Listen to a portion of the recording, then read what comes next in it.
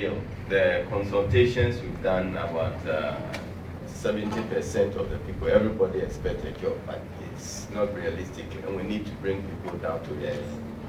I would like to comment on the environment issue, which make a correction. There are laws on the environment which cover oil and gas. The laws that we have in terms of environmental assessments, LI 1652, cover oil and gas. Else, we wouldn't have reached where we have reached in terms of the Jubilee field so far. So let me make that correction. In terms of environment, it's more preventive. And that is the issue with people. So if people are expecting any dramatic thing, that these things should be there.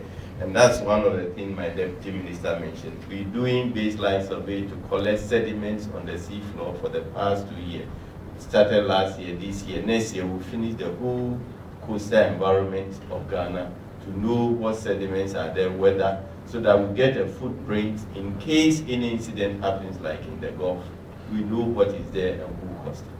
Then also in terms of the biological organism, fisheries and so on, collecting these thousands of samples to analyze them, to know how they be affected and whether they can reproduce themselves, and also how the ocean floor looks like.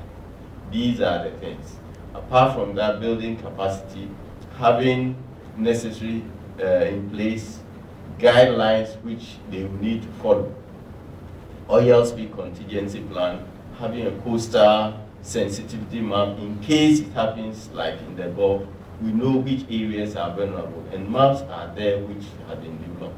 So they are there in case it happens, then you know how you have to handle these things. So these are the things that are needed. As for the other things that are being mentioned, yes, it's realistic in terms of fishermen. In other places, there are examples where they have been incorporated into the oil industry. There are things they can do. Sometimes we think our fishermen are ignorant, but they are very knowledgeable. Not with gadgets like we use, but they know traditional navigation. And they go out into doing things. And I think that those are the things we'll be stressing to the companies, that they can be used. Maybe the vessels that they use are not appropriate for some of those things, but with their local knowledge of the seas, I think if they can be tapped, they can serve as a good resource in the management of the resource. Thank you very much. Thank you. I'm coming for a final set of reactions from